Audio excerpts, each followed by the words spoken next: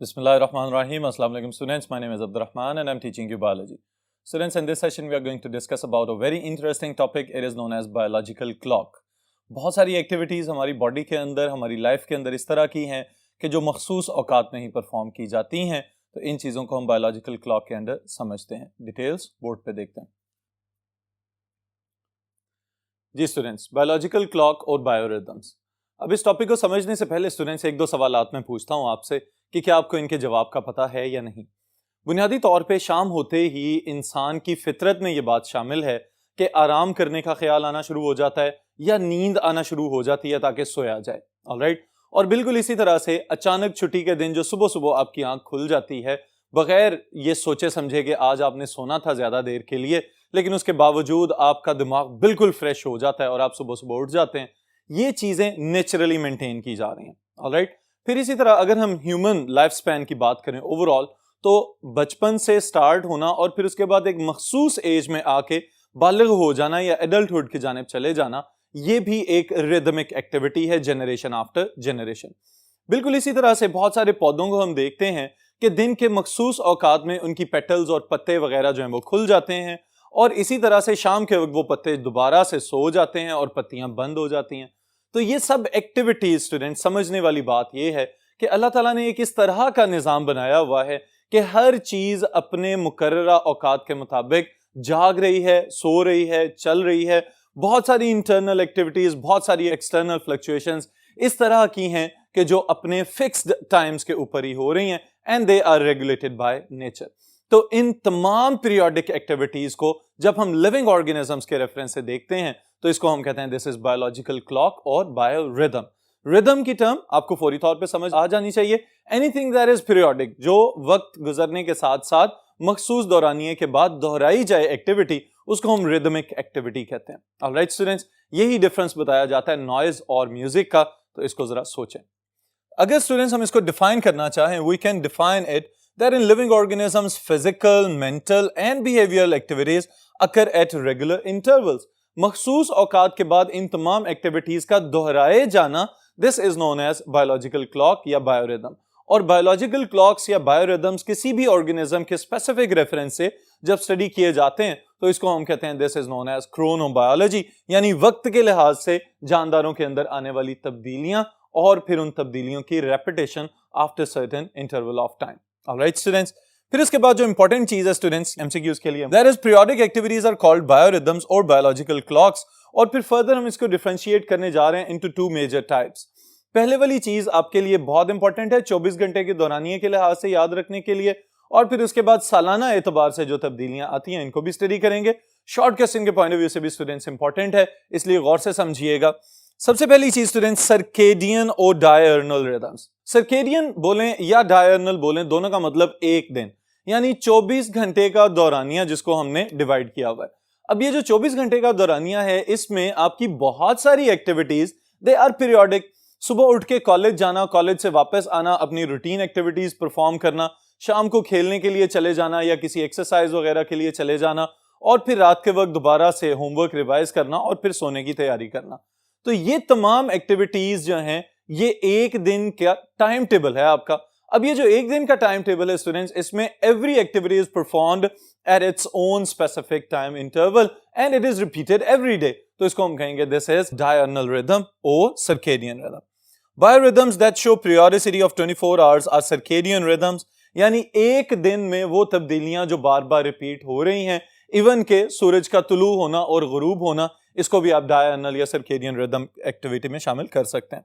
Sleeping at night and waking up in morning. अब ये वाली चीज स्टूडेंट्स अभी मैंने एक्सप्लेन भी किया है और समझने से भी ताल्लुक रखता है. ये ऐसे नहीं है कि आप किसी गेट टुगेदर में गए हुए हैं दोस्तों के साथ या किसी शादी में किसी फंक्शन में गए हुए हैं और अचानक रात के 9-10 बजे एक मरतबा आपके ज़हन में ये ख्याल जरूर आता है कि अब सो जाना चाहिए या आराम करने का वक्त हो गया है, और यही चीजें आपके वालिदैन आपको रिमाइंड करवाते रहते हैं वक्तन फवक्तन.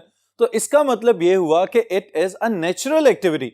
और इस नेचुरल एक्टिविटी के फैक्टर्स को जब हम स्टडी करते हैं स्टूडेंट्स, तो हमें पता चलता है कि हमारी ही बॉडी के अंदर एक खास किस्म का केमिकल पैदा किया जा रहा है जिसे हम कहते हैं मेलाटोनिन. मेलाटोनिन रिलीज होते ही आहिस्ता आहिस्ता ड्राउजीनेस होना शुरू हो जाती है और ये कहा जाता है कि ऑलमोस्ट रात के 2 बजे आपको बेहतरीन नींद आ जाती है. ऑलराइट स्टूडेंट्स, तो इसका मतलब ये हुआ कि ये जो 24 घंटों का साइकिल चल रहा है, ये बुनियादी तौर पे आपका एक डायर्नल या सर्केडियन रिदम है कि आपको हर रोज इतने बजे नींद आएगी और आप हर रोज अगली सुबह जाग जाएंगे। और जागने के हवाले से भी स्टूडेंट्स एक फैक्ट हम यहाँ पे ऐड करते चलें कि आपकी बॉडी के अंदर सुबह के वक्त जो एक कामनेस और जो एक फ्रेश फीलिंग आ रही होती है, that is due to the secretion of a hormone known as cortisol.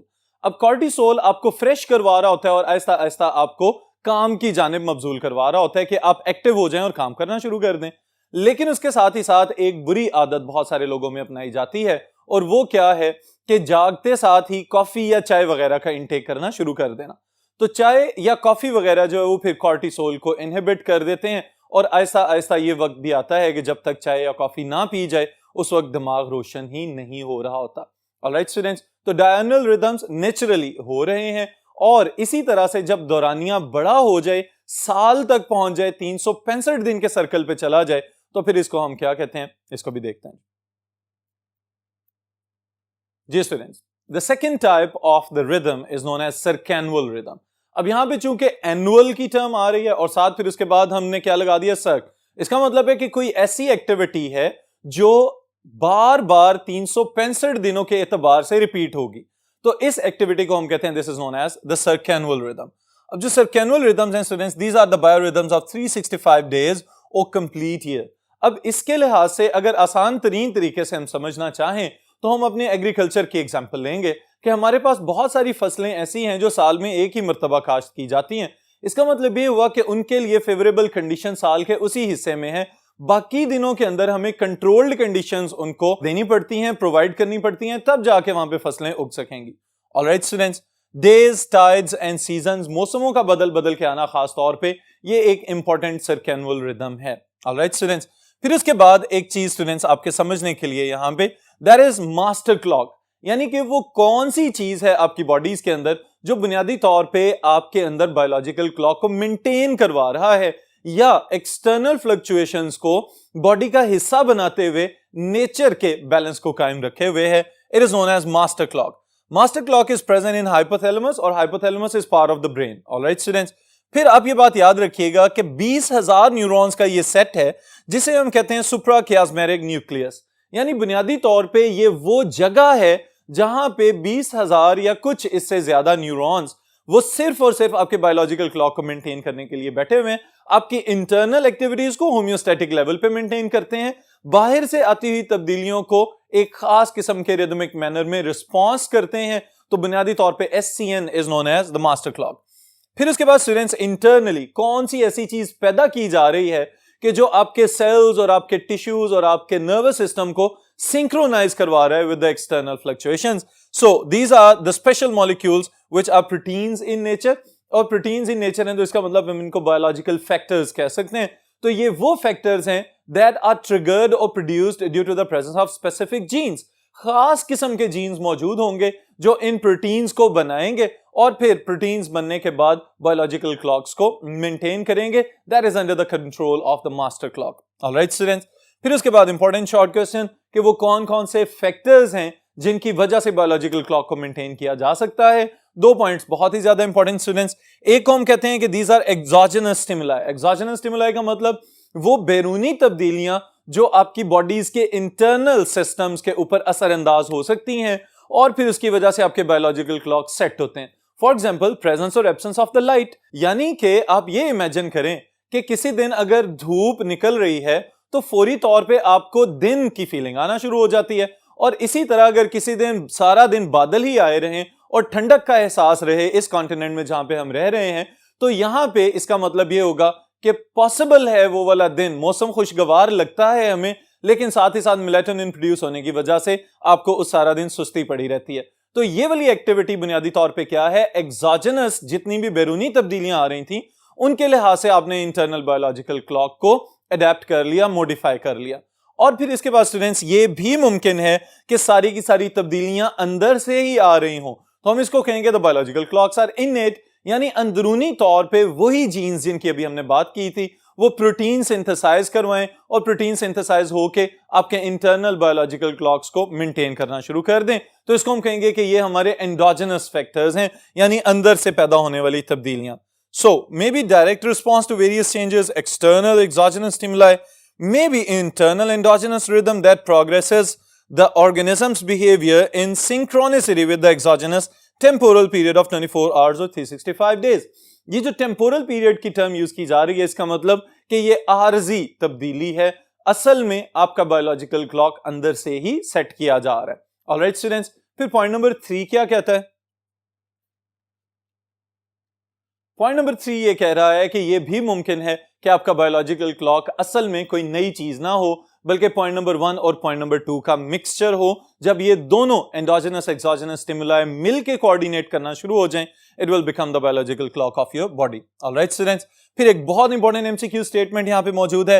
Rhythms are in one's genes, यानी कि आपका जेनेटिक मेकअप जो है वो अपने बायोलॉजिकल क्लॉक्स को छुपा के बैठा हुआ है. और इसके अंदर ड्रोसोफिला के ऊपर बहुत सारे एक्सपेरिमेंट्स करने के बाद 3 तरह के जीन्स को डिस्कवर किया गया, जिनको हम timeless genes, double time genes या फिर पीरियड जीन्स के नाम से समझ सकते हैं. और इसी वजह से 2017 के अंदर जो मेडिकल साइंस में या मेडिकल फिजियोलॉजी में नोबेल प्राइज दिया गया students, it was basically on the study of biological clock. Alright, फिर उसके बाद एक बहुत इंपॉर्टेंट चीज यहां पे डिस्कस की जा रही है. देयर इज एन एक्सपेरिमेंट कि वो साइंटिस्ट जिसने आगाज किया इस चीज का कि बुनियादी तौर पे ये जो बायोलॉजिकल क्लॉक्स हैं ये जीन्स के साथ सिंक्रोनाइज होते हैं और फिर उसके बाद इनको रेगुलेट किया जा रहा होता है within the life of an organism. तो Erwin Bunning of university of Tubingen Germany has shown that exposure of Drosophila to constant conditions for 15 generation fail to eliminate the 24-hour rhythm of the insect.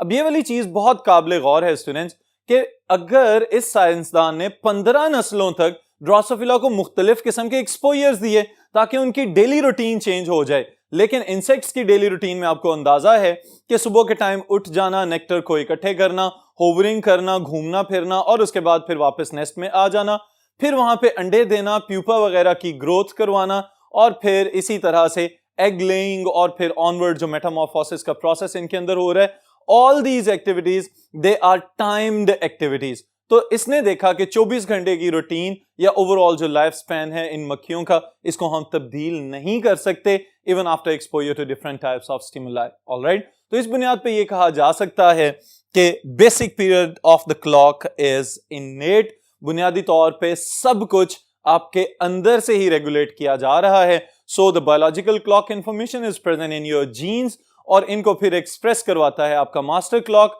और फिर master clock Aahista Aahista चीजों के हवाले से adapt होता चला जाता है. अब सवाल ये पैदा होता है स्टूडेंट्स कि क्या आपको इस बात का अंदाजा हुआ कि बहुत सारी जो रेगुलर एक्टिविटीज आप परफॉर्म कर रहे होते हैं, आपको उनका जो पहले से ख्याल आना शुरू हो जाता है, तो बुनियादी तौर पे that is your biological clock in action.